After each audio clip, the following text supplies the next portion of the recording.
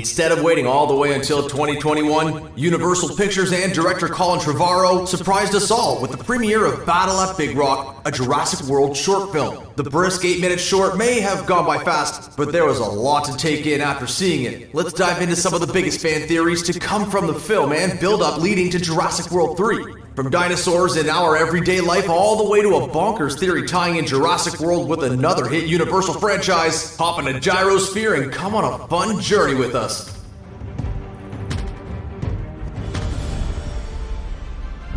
While the bulk of Battle at Big Rock was exciting enough in itself, the mid-credits scene really packed a punch in terms of delivering a lot of promise for the next Jurassic World installment. Just like watching the Pteranodons ascend upon Las Vegas, we got even more footage of the dinosaurs in the real world. A dashcam shot showcases a car crash off a cliff due to a Stegosaurus. A young child is chased around by small compy dinosaurs. For humans to live alongside these dinosaurs, expect to see a lot of major society changes in Jurassic World 3. We can imagine the film starting off much like this post-credit scene. There will be more clips, cell phone footage, and news montages of the dinosaur reign of terror. There must be a whole new type of Jurassic pest control worker to help deal with that situation. Jurassic World 3 will be riddled with visuals and small moments to help give an idea of the bigger picture. The Battle at Big Rock showcased what we've been shown in many other Jurassic Park films. No matter how much their DNA is manipulated, the beasts still have the ability to breed. Life, finds a way. So, this confirms that all the dinosaurs we see escape in Jurassic World Fallen Kingdom are not the only ones that need to be tracked down. During Battle at Big Rock, we see a small baby Nasutoceratops running around the campsite. Considering the short takes place about a year after the events of Fallen Kingdom, it's pretty obvious that the dino was born within the past year and probably as recently as just a few months before the film takes place. So with Jurassic World 3 potentially taking place a few years after Battle at Big Rock, the dinosaur population has probably soared. Not only would the increase of dinosaurs pose a threat to humans, but probably to other animal species as well. So, if these dinosaurs are breeding all over the place, then there's going to be a lot of different dinosaurs we have yet to see on the big screen. In typical fashion, each new Jurassic Park sequel seems to introduce new dinosaurs.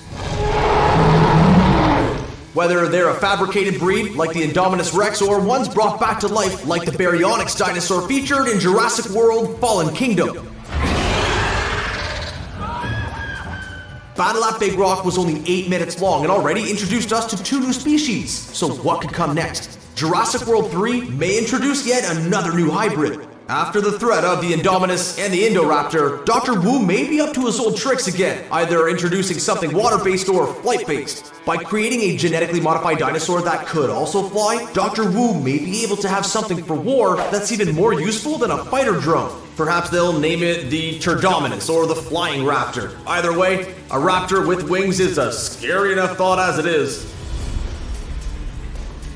While a focus on new dinosaurs is certainly going to happen, there's another theory that the next film may expand beyond the reach of just dinosaurs. Thanks to Reddit user Maestro Live, there's a plausible theory that a saber-toothed tiger may make an appearance. The creature, also referred to as a saber-toothed cat, would make a great visual on the screen.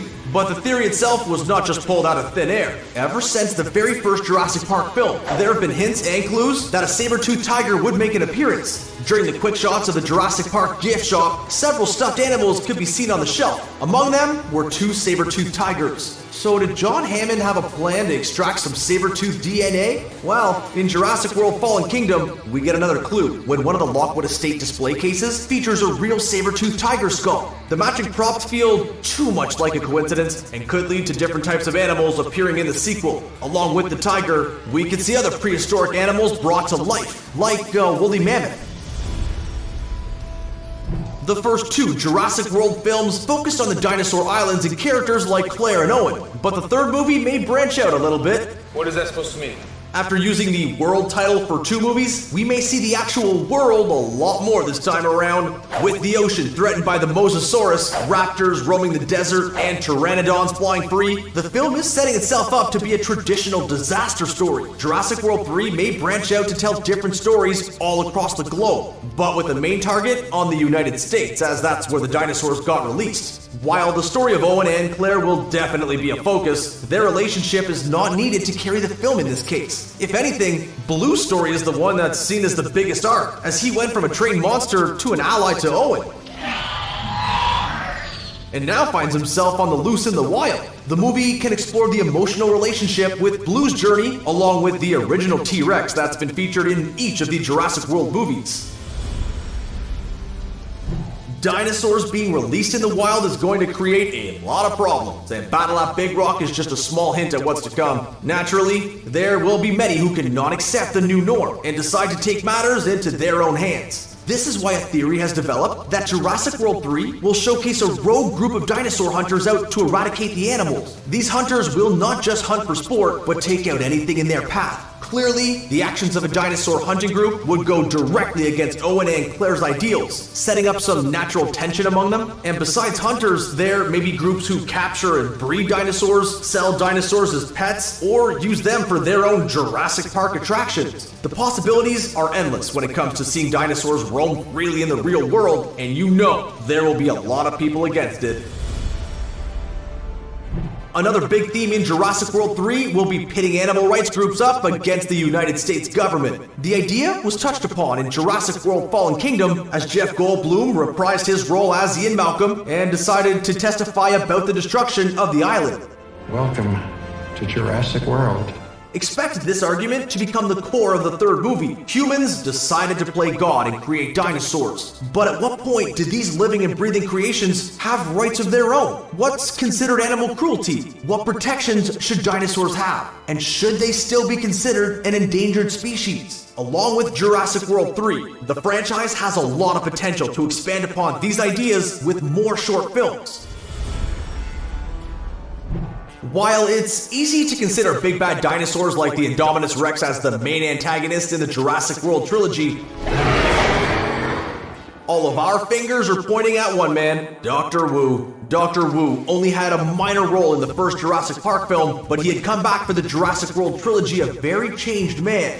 In Jurassic World and Fallen Kingdom, he's managed to barely escape the wrath of the dinos. But we should finally see the story come full circle in Jurassic World 3 when a lot of theories are predicting his demise. After creating such dangerous dinosaurs and defending his actions at the expense of others, it would only be fitting that Dr. Wu becomes a victim of his own creation. And that's exactly what happens in the first Jurassic Park novel. In the book, Dr. Wu gets devoured by some raptors, who actually eat his insides while the poor guy is still alive.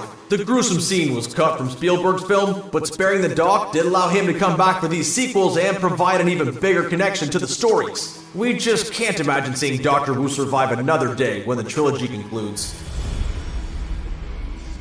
We've heard rumors, seen teasers, and if Jurassic World 3 is the culmination of them all, then we want as much of the original cast back as possible. Jeff Goldblum already made the jump to the Jurassic World universe. Now it's time for some other actors to get on board. We've seen Laura Dern come back for Jurassic World 3, so it would only be fitting to have her return for another round and reunite with Sam Neill's Dr. Alan Grant, and director Colin Trevorrow has confirmed their arrivals for the next movie. Along with the core three from the first film, it would be great to see the original Jurassic Park kids back in action. All grown up now, the Tim and Alex actors would bring a whole lot of nostalgic charm, especially as they had some of the most memorable scenes in the original film. Heck, why not bring back all the kids? We would love to see what the gymnastic-loving daughter of Ian Malcolm is up to. With dinosaurs spread all over the United States, it would be easy to write these characters in for quick scenes or cameos. The children could be seen as the go-to experts for dealing with dinosaur problems, as they've all been in some pretty intense situations over the years. Well, thanks for sticking around, because now we're about to present to you one of the most bonker theories about Jurassic World. The theory is so crazy, it could actually be true. With Universal owning two of the top franchises, could we one day see a Jurassic World and Fast and the Furious crossover? Just hear us out. We're not just talking about some more epic T-Rex versus Jeep races here. Specifically, we're talking about genetic manipulation. In Jurassic World Fallen Kingdom, we learned that Ben Lockwood actually cloned his daughter Macy Lockwood and raised her to be his granddaughter. The DNA research clearly went well beyond dinosaurs, and maybe it infiltrated the high-octane world of car racing. We're looking at the Fast and Furious spin-off, Hobbs and Shaw. In the film, we meet the character Brixton Lord. Who the hell are you?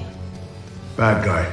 A powerful guy who has cybernetic implants in him to give him multiple powers and abilities. Well, maybe, just maybe, those cybernetic implants were all a part of the research done by InGen. Just imagine, a crossover movie where the InGen connections are discovered and we get to witness some great dinosaur car chasing stunts. Yeah, if the Men in Black and 21 Jump Street crossover didn't happen, this one probably won't either.